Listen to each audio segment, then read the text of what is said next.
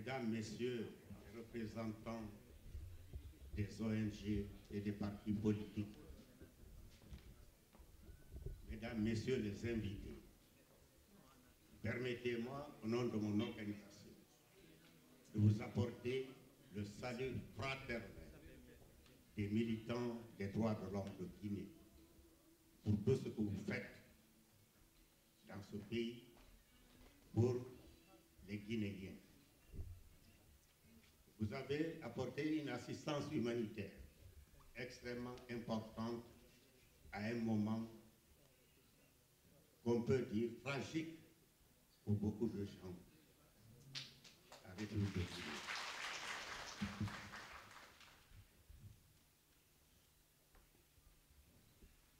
Cette action marque la conservation des liens solides avec notre patrie, la République de Guinée. Ma femme et moi espérons pardon, que ce voyage va renforcer nos relations afin de lutter pour la solidarité, la cohésion nationale et l'amitié entre tous les Guinéens. Cette synergie va faciliter la construction d'un état de droit permettant l'instauration de la démocratie, le respect des droits de l'homme et des libertés fondamentales à la République de Guinée, base solide d'une fraternité réelle. L'institution qui nous permet d'être ici aujourd'hui, c'est-à-dire l'Organisation guinéenne de défense des droits de l'homme et des citoyens, a été la première organisation des droits de l'homme à la République de Guinée. Et si elle n'est pas la première, elle doit être parmi les premières organisations de la société civile.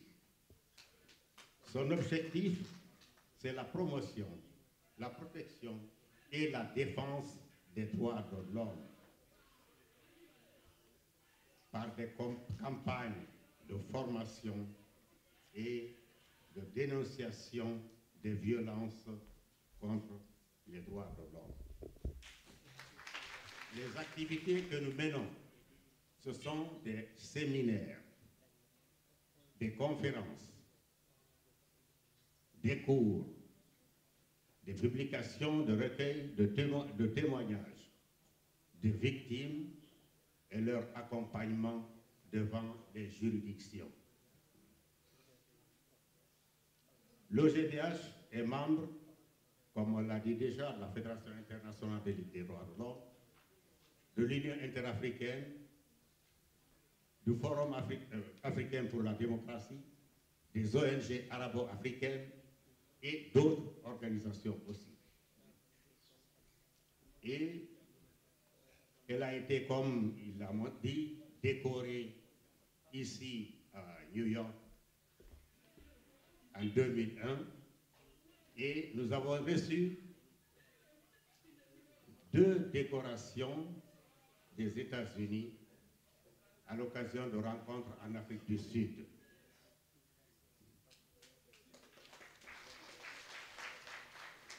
Et l'honneur a été fait à l'OGDH par les activistes du changement en Guinée, c'est-à-dire les partis politiques et la société civile, d'être élus président du Forum démocratique national et aussi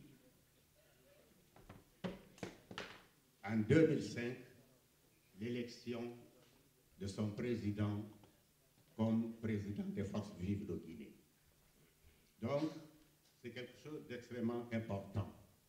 Mais nous considérons cela comme simplement une activité que tout citoyen doit mener dans l'intérêt de son pays.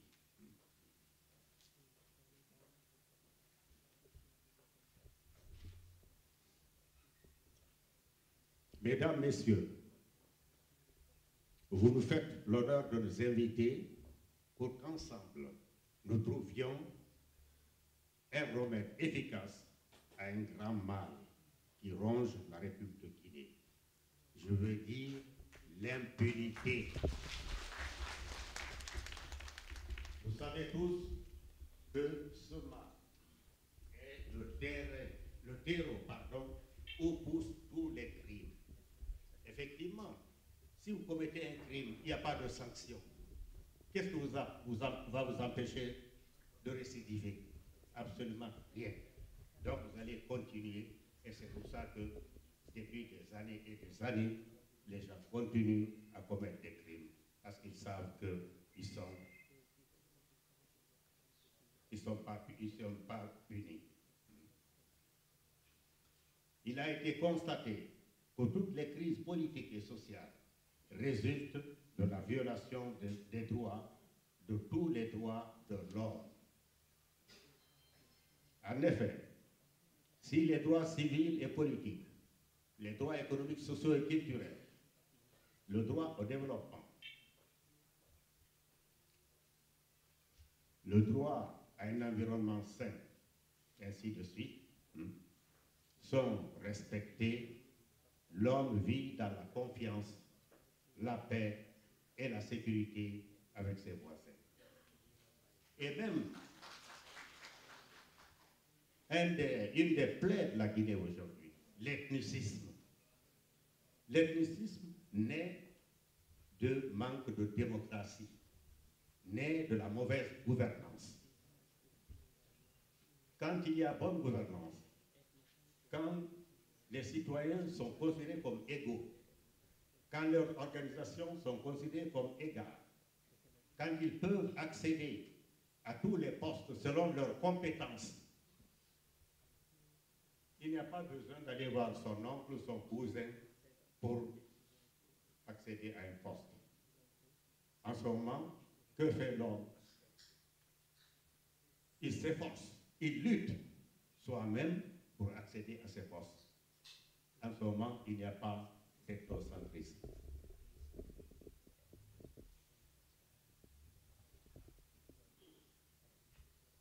C'est notre espoir et objectif en République de Guinée. Nous luttons en fait pour un État de droit, c'est-à-dire un État qui se fonde sur le bon droit, qui est soumis au droit, où l'armée, la police, la gendarmerie, l'administration sont au service unique du peuple et non au service d'un individu, d'un groupe d'individus ou d'un parti politique. Là, c'est une nécessité pour laquelle on doit lutter en République de Guinée.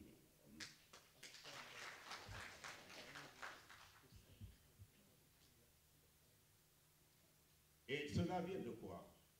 C'est que dans nos pays, le chef, c'est-à-dire celui qui est responsable de l'exécutif, c'est le chef unique. Je ne sais pas si vous avez connu un homme pendant la Première République qui était en Guinée, qui disait que lui, quand il prie, c'est pas Dieu qu'il adore, mais le Créateur. Parce que Dieu, c'était le président. Oui, oui. C'est ce qu'il disait, les démons. C'est ce qu'il disait. Oui. Effectivement, quand quelqu'un devient chef chez nous, c'est comme un Dieu. Le pouvoir n'est pas centralisé entre ses mains, il est concentré entre ses mains, avec le groupe qui gravite autour de lui. Et tous ceux qui sont autour de lui, toutes les institutions, à part l'exécutif, aucune institution n'a de valeur. L'Assemblée nationale, c'est quoi? C'est zéro. Pourquoi Dadis a pris le pouvoir? C'est parce que le président de l'Assemblée n'a pas osé dire que Lansana Conté était incapable. Et même s'il l'avait dit, le premier président de la Cour suprême n'aurait pas osé faire un pas. Alors, dans ces conditions, l'armée et la police sont d'une obéissance servile au chef unique. C'est comme des esclaves. On leur dit, allez tuer tel, faites ceci, l'armée le fait. Alors que l'armée est là au service du peuple. C'est le peuple qui paye l'impôt, qui nourrit l'armée, qui habille l'armée, qui lui donne des balles et des armes. Donc, le problème fondamental chez nous, c'est quoi? C'est l'instauration de la bonne gouvernance d'un État de droit. On doit lutter pour cela.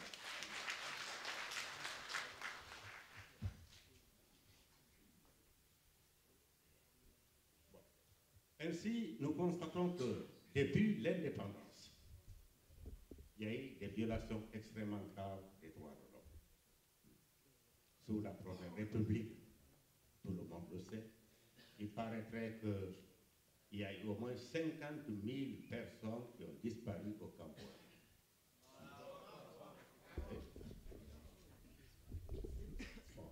Et sous la Deuxième République aussi, il y a eu un nombre important de personnes qui ont disparu. Et il y a eu des violations extrêmement graves des droits de l'homme de 2005, 2006, 2007, 2008, 2009, 2010 et 2011. C'est-à-dire que c'est des choses qui continuent. Il n'y a pas eu d'arrêt.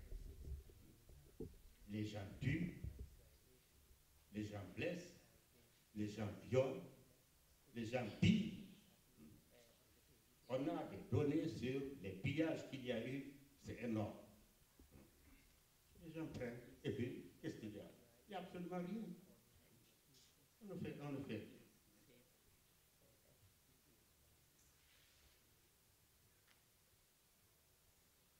On a vu pourquoi les gens se comportent de cette façon.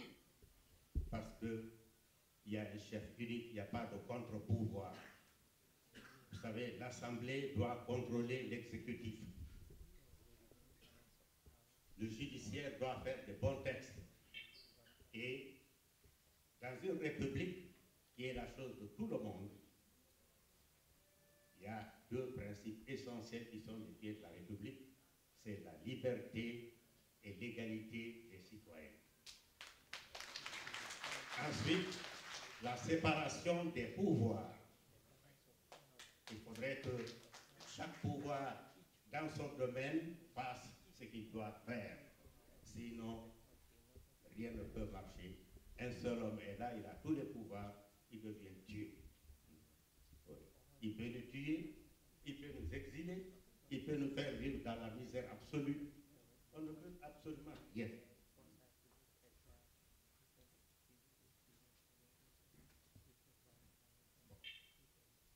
La lutte contre l'impunité chez nous est un problème assez compliqué. Parce que, ayant vécu ainsi depuis 1958, avant 1958, la période coloniale, on a pris des plis. Vous savez que nos cadres, nos intellectuels, pour eux, c'est quoi le pouvoir? C'est le pouvoir de la chefferie traditionnelle, qu'ils connaissent. C'est le pouvoir colonial, avec son efficacité. C'est le pouvoir du parti unique. C'est l'expérience qu'on a, c'est qu'on a vécu.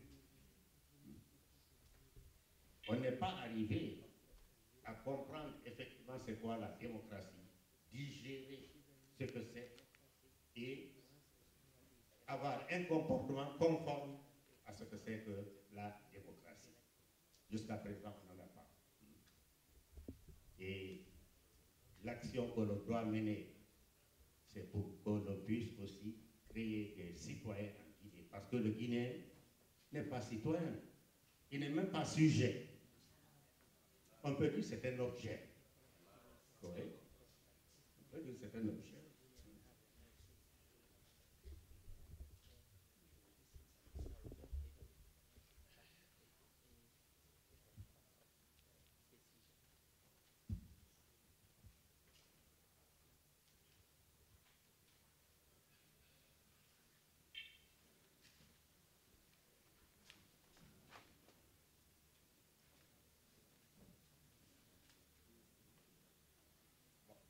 On a beaucoup de défis en Guinée.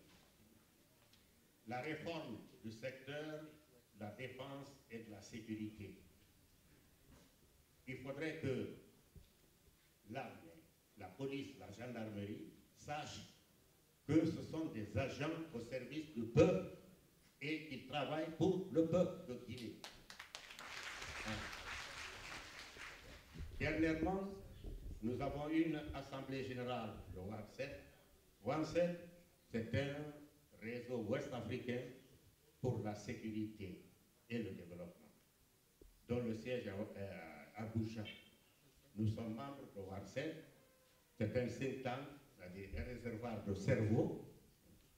Ce sont des professeurs d'université, des maîtres de recherche, d'éminentes personnalités qui militent dedans. Et nous essayons de voir, étudier les problèmes de sécurité.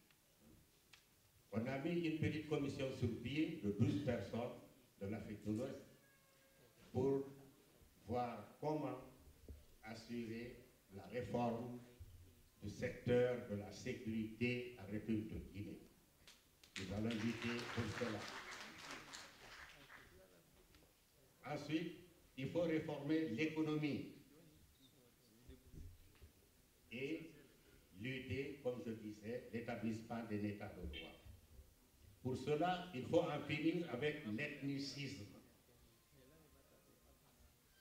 Il faudrait que ça cesse. Il faudrait que la Guinée, où encore la nation n'existe pas, elle est en formation, l'État est un des facteurs essentiels et importants dans la consolidation, la création de la nation guinéenne. Mais malheureusement, souvent, les actions de l'État vont dans le sens contraire de l'édification de la nation guinéenne. Parce que les actions nous amènent à lutter les uns contre les autres. Or, cela n'a aucun sens entre nous. Il suffit de voir quand on annonce un décès en Guinée. Vous entendez des noms de la basse Guinée, de la bonne Guinée, de la haute Guinée, de la forêt, qui appartiennent tous, on peut dire presque, à ce groupe, qui sont liés à la personne qui est décédée. Voyez-vous.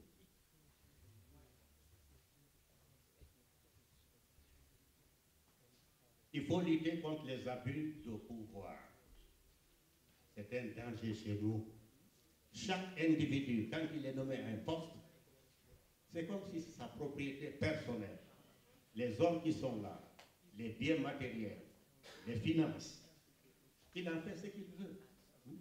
Et même si les journaux dénoncent, il n'y a aucune sanction. Alors, à quoi ça servirait? Parce que ça ne sert absolument à rien. Les abus de pouvoir. L'arbitraire aussi. On peut dire même que c'est un moyen de gérer l'État chez nous, l'arbitraire. Ensuite, la prédation économique. Il y a eu des enquêtes qui ont été faites. Je crois que c'est, je ne sais pas si c'est la Banque mondiale qui a demandé, et c'est la France qui a fait l'enquête. Pendant la transition, quand Jean-Marie était Premier ministre, c'est plus de 13 500 milliards qui sont en cause. Un pays où le budget de la Guinée, plus de 50% viennent de l'extérieur. Budget 2012. Alors, comment on peut lever la tête dans ces conditions? Comment on peut dire qu'on est indépendant dans ces conditions? Et comment on peut atteindre les objectifs de développement économique? C'est un problème extrêmement compliqué.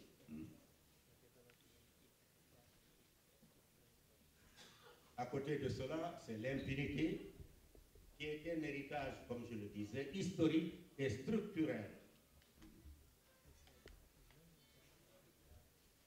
Dans la réforme, il y a un problème extrêmement important, c'est la réforme du secteur judiciaire, qui ne peut être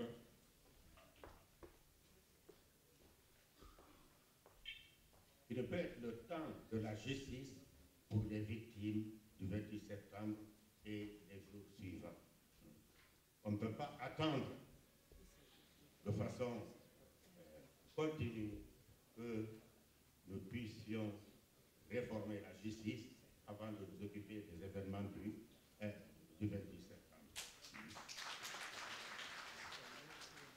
Mais on a un sentiment d'enlisement pour ce qui est du 28 septembre.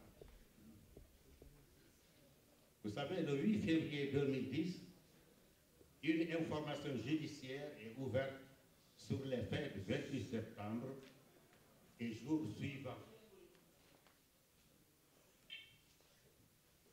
Toumba, c'est-à-dire Diakité, est le principal suspect, mais il est toujours en fuite. Ensuite, en juin 2010, des victimes et organisations de défense des droits de l'homme et les victimes entrent dans la procédure et se constituent partie civile.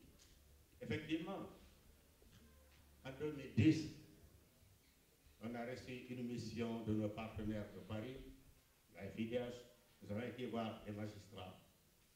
Il y a 3 magistrats chargés des événements du 28 septembre et 3 greffiers. On a eu à causer, mais le responsable du trio nous a dit ceci. S'il n'y a pas de volonté politique au sommet, il n'est pas possible de juger les gens. Et c'est une réalité.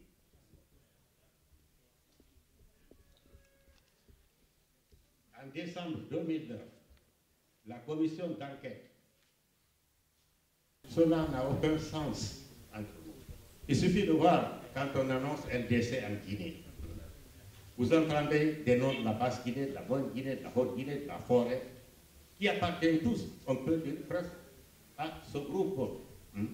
Ils sont liés à la personne qui est décédée. Voyez-vous.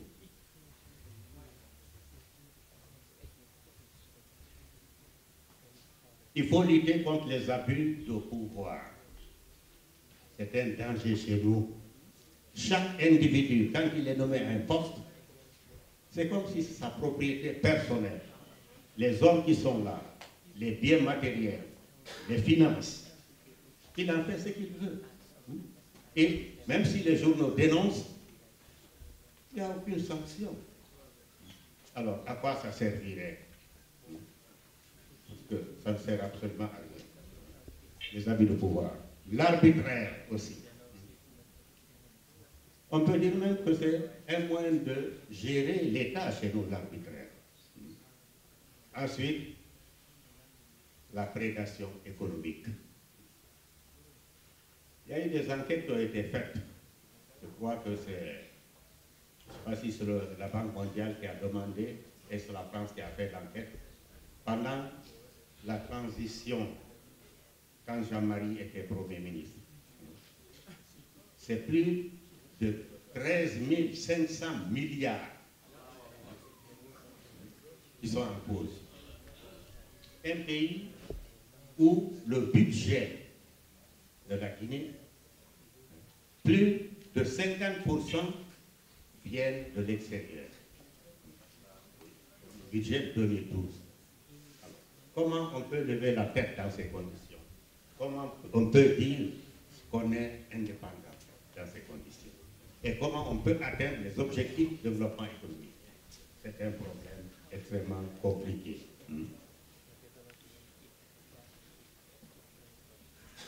À côté de cela, c'est l'impunité qui est un héritage, comme je le disais, historique et structurel. Dans la réforme, il y a un problème extrêmement important, c'est la réforme du secteur judiciaire, qui ne peut être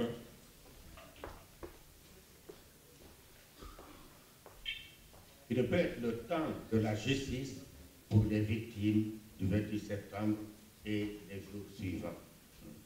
On ne peut pas attendre de façon continue que nous puissions réformer la justice avant de nous occuper des événements du 28 septembre. Mais on a un sentiment d'enlisement pour ce qui est du 28 septembre. Vous savez, le 8 février 2010, une information judiciaire est ouverte sur les faits du 28 septembre et jour suivant. Toumba, c'est-à-dire Diakité, est le principal suspect, mais il est toujours en fuite. Ensuite, en juin 2010, des victimes et organisations de défense des droits de l'homme et des victimes entrent dans la procédure et se constituent partie civile. Effectivement, en 2010, on a reçu une mission de nos partenaires de Paris, la FIDH. Nous avons été voir les magistrats. Il y a 3 magistrats chargés des événements du 28 septembre et 3 greffiers. On a eu à causer, mais le responsable du trio nous a dit ceci. S'il n'y a pas de volonté politique au sommet, il n'est pas possible de juger les gens. Et c'est une réalité.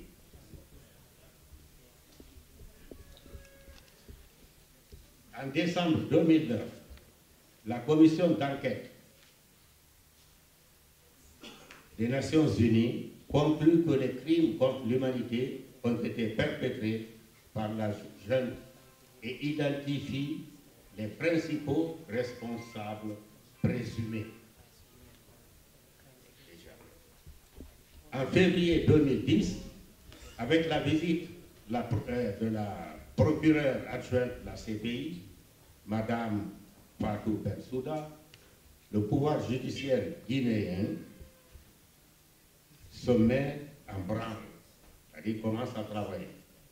Donc, 3 magistrats sont saisis par le procureur général pour instruire les faits du 28 septembre.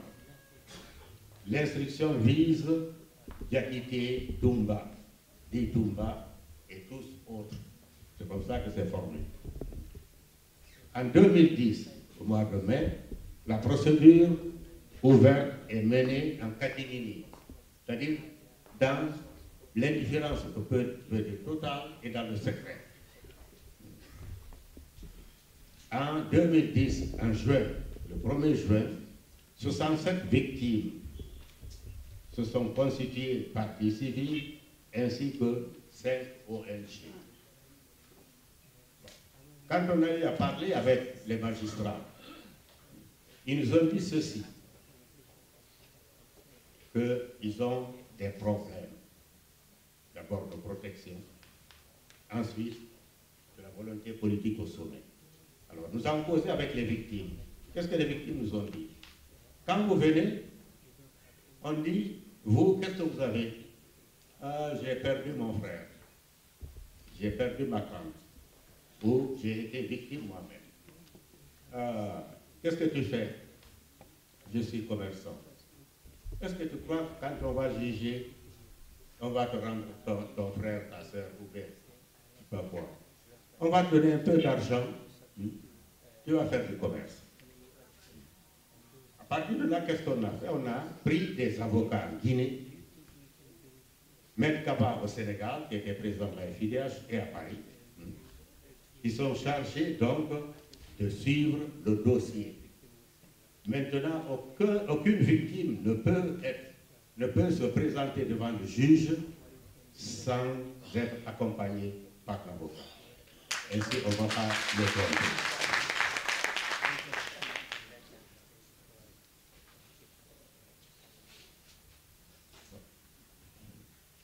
En mai 2010, la procédure ouverte, oui, en 2010, 1er juin, ça aussi, oui. Donc les ONG et des civils et des victimes se sont constituées partie civile. Le 14 octobre 2010, le procureur de la CPI annonce l'ouverture d'une analyse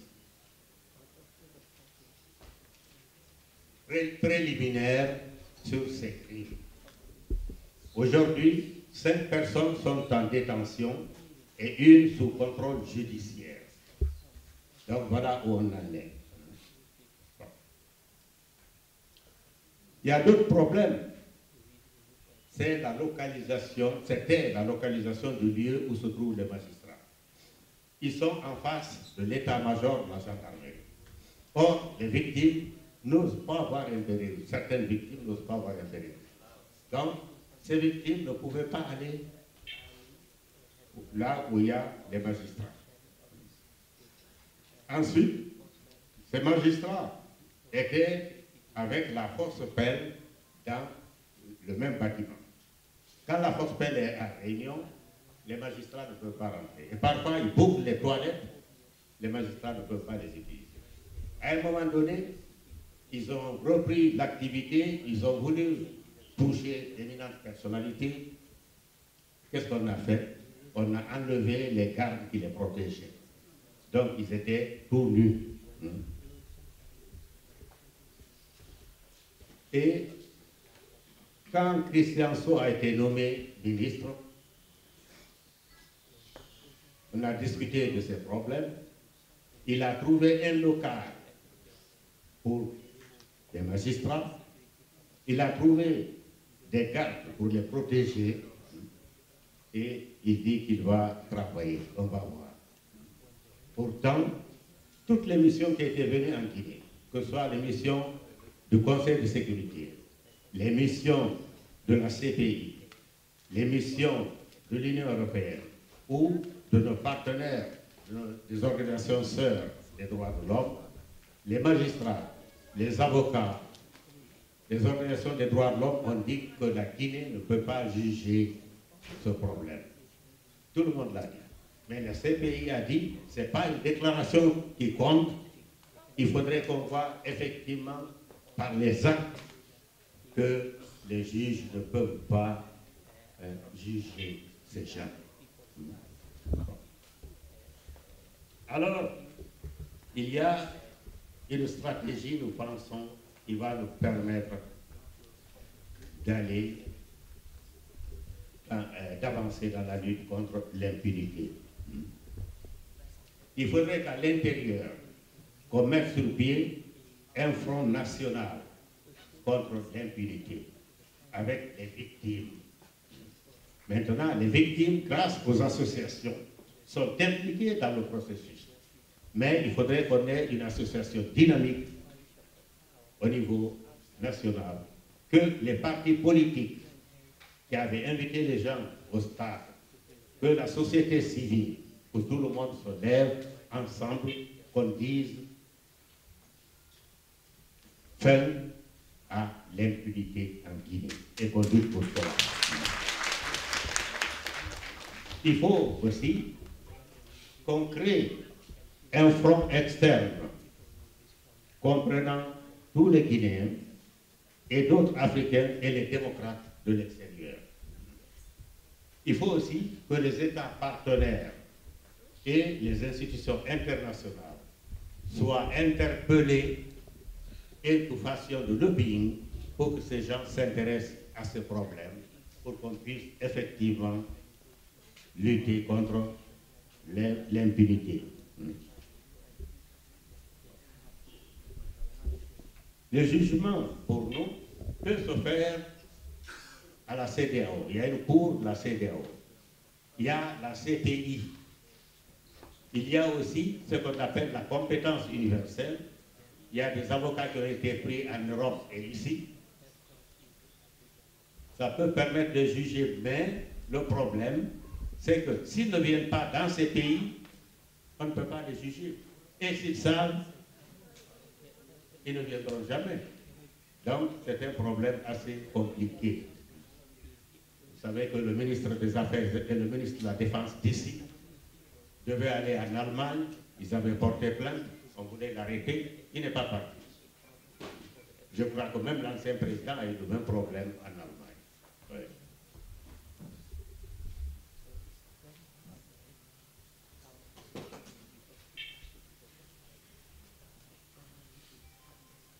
Donc, il faut qu'on arrive à juger ces gens. Actuellement, il y a des activités qui sont menées. Je vous ai parlé tout de suite de la mise sur pied d'un groupe d'avocats qui travaillent. Mais nous avons eu un financement pour l'assistance judiciaire grâce à l'Union européenne. Et un de nos collègues de Paris est venu s'installer avec nous à Conakry. J'ai eu un visa pour lui de 2 ans et l'autorisation de travailler en Guinée. Donc, on va voir comment utiliser ces moyens pour que les avocats que l'affaire avance grâce aux moyens que l'on a en République de Guinée.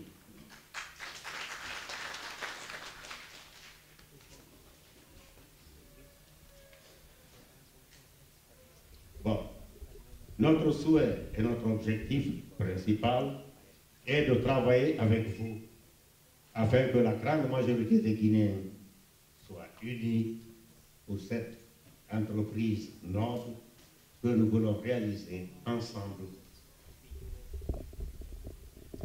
pour le bonheur de la République de Guinée tout entière. Il serait nécessaire d'accepter des compromis, mais pas de compromission, de s'accepter avec les défauts et les imperfections de chacun, d'avoir une pédagogie positive pour surmonter les contradictions actuelles. Il ne faut jamais avoir la position figée qui bloque toute coopération et cohabitation. Je vous remercie.